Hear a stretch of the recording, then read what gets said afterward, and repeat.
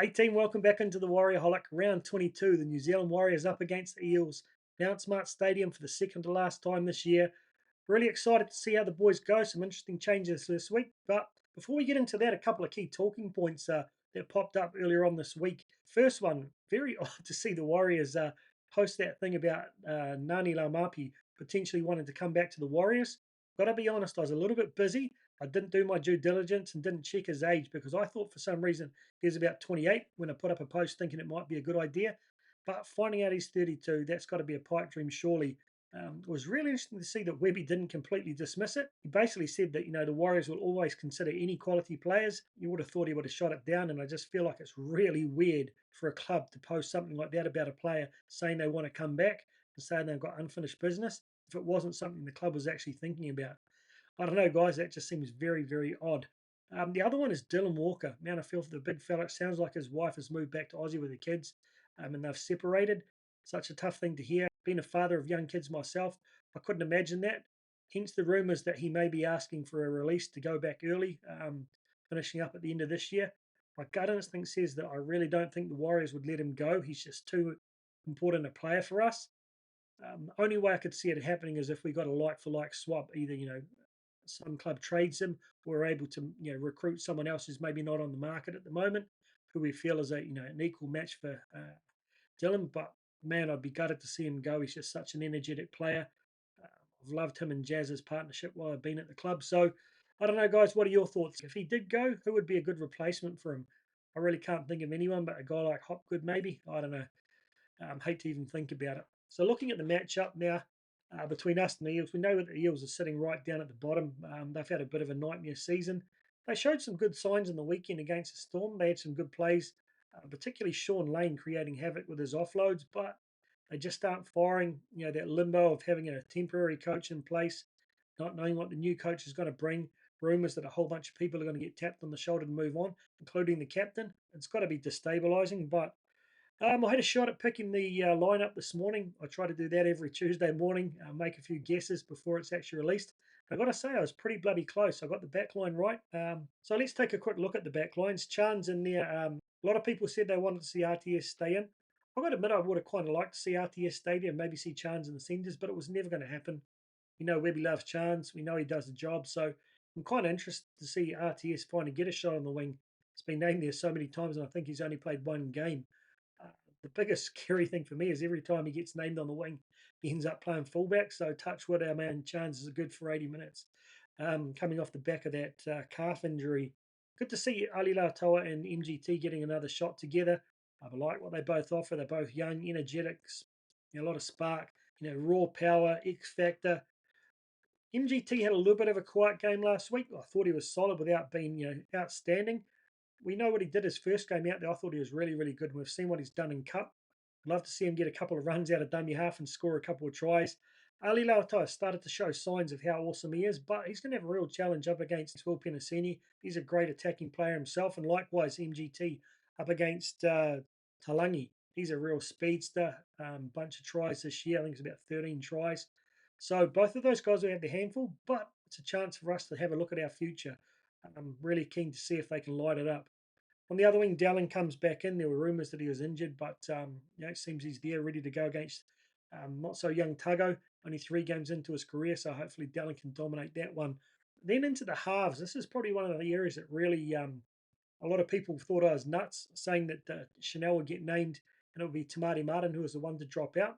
I always thought this would be the case, if nothing else, for the kicking. I'm not sure you want to put the pressure back on SJ straight away to kick goals when he's coming off the back of an Achilles injury. So, for no other kickers in the side, I thought Chanel would get the nudge for that. But also, I just really want to see how these two guys can connect. They played some footy together back in the day, so I think they'll have a good connection. We've seen that Tamati Martin and SJ have struggled to kind of connect. So I'm hopeful that this is a really interesting combination that we can rely on going forward, at least until Metcalf comes back in, who by all accounts may play Cup this week in his journey back in. I'm not sure how those two combine. I really hope SJ doesn't completely dominate him. I feel like Chanel's shown that he's got a quality kicking game. He's got a lot of X factor, so I hope they can get a good balance going. Probably expecting SJ to take about 70% of the ball, but wanting to see a good 30% go through Chanel's hands. Up against an interesting pairing there in Dylan Brown and Dijon Arcee. So Brown obviously a lot more experienced than CHT, but he probably gets cancelled out by SJ's experience. And then you got Dijon Arcee, ex-Warrior. I always really liked him. I thought it was a bit of a shame we let him go. And he never really got a chance when he was there. But the times he did, he always stood up. He's got a huge towering bomb on him when he tries to use it. So hopefully our boys at the back are ready for that. So I think he'll be a really interesting guy to watch up against Chanel.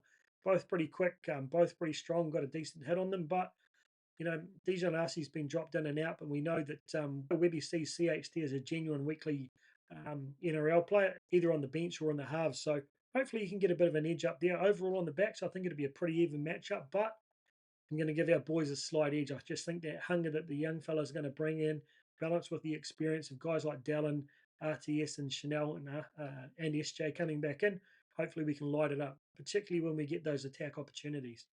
Into the forwards, not the hugest Parramatta pack you've ever seen, including their bench. They're normally a massive team, particularly we've got Junior Barlow in there with RCG, but no Junior Barlow this week. But we've got AFB up against RCG, the Hyphens.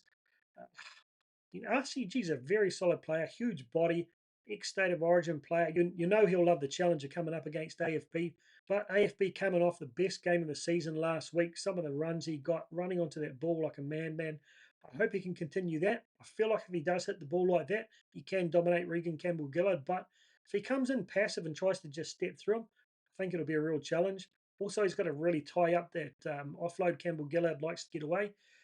But yeah, interesting. I think AFB should get that one. Wade Egan up against Hands. Wade Egan way more experienced there. I heard a wee whisper that we may see him actually starting off the bench. Freddie Lussick coming in for the initial exchanges, trying to get a little bit more aggression in the defence. You do know that Freddie likes to put on a couple of big hits. I don't mind it, particularly with those 3 knocks to Egan's head on the weekend. Really starting to concern me. Mitch Barnett up against Widemu Greg. Really like that young fella. We actually came up against him in Cup the other week. Sifakula put a couple of good shots on him. Great player, but I still don't think he's up there with the likes of Mitch Barnett at this stage. So I expect Mitch to really step up. Captain again, lead from the front, so he should dominate that. The back row is going to be quite even as well. Sean Lane, like, man, he was crap when he played for the Warriors, but he's certainly developed since he's been back at Parra. Huge, tall guy with massive wings, great offloads. So Marata's going to have to get up underneath those ribs, knock him over a couple of times to kind of make him want to hold on to the ball properly. Catewell and Cartwright are kind of similar players. Cartwright was playing outstandingly last season, been a little bit quiet this year though. But we know our man Catewell, since he's come back from Origin, he's really been firing. So hopefully he'll have too much in attack, particularly for Cartwright. And then Dylan Walker up against Madison. Walker, as I said, with that family issue holding over his head, but by all accounts, it's been going on for a little while. So he's, the professional he is, he's been able to step up. Ran for 167 odd meters last week, even with that stress in the back of his mind. Madison hasn't had his greatest season ever, but shit, he's a big boy, very very solid, pretty quick for his size as well. So he'll be a ball of muscle for Dylan Walker to handle this week, but I think he's more than capable. So honestly, on the back of AFB and Mitch Barnett, I do feel like our starting pack will be able to get one up over the bloody Eels and get that forward momentum going through the middle like we've seen all season. And this time, SJ's going to light it up and put on a few tries on the back of that momentum. And then on to the bench. Interesting to see the Lussick brothers up against each other. Like I said, I think Freddie might start, but at some stage, those two boys are going to come to blows. We know Joey's a bit of a fiery bugger. He does a bit of boxing and stuff. Probably be trying to sit his younger brother on his ass, but Freddie will be fired up, trying to knock over Big Bro. So I think they kind of cancel each other out. Very similar styles. Tom Ali sneaking back in. When I predicted this morning, I kind of picked the bench with my heart, hoping to see Dimitri Sifakula come in to replace Ford with his ability to play edge and the middle. But Tom Ali, they've gone for experience. Great to see the young fella back in. He hasn't really had a chance to fully kick on this season, been in and out a lot, hasn't been there for a few weeks now. So I reckon he'll be fired up to really show what he's made of. We've not really given the bench a lot of big minutes recently, so it's not like he'll have a lot of time to prove his worth. Up against Offengawa, who's been going okay this season. Jazz Tavanga still hasn't been signed by the Warriors, which I think is an indication that he may be about to leave. That would be absolutely gutting for me if it does happen. But I've said so many times, my favourite Warrior of all time. So this could be a second to last game at home. He'll be looking to have a massive one in front of his whānau, go out on a high. Moretti, I don't know too much about him, but I'm expecting Jazz to step up and have a massive game. Leka Halasima, just 8 minutes, wasn't 9 minutes last week. It was really odd. I hope he gets some bigger minutes this week. Give him a chance to really fire up in front of the home crowd. I know he'll get them going. If he can get a couple of those big runs going on, he'll fire up the crowd, and that's something you really need. We saw that when Zion came on as well earlier in the season. Don't know anything about Kerr, the lock he's up against. So I kind of rate our bench. There's nothing majorly concerning about the Parra bench.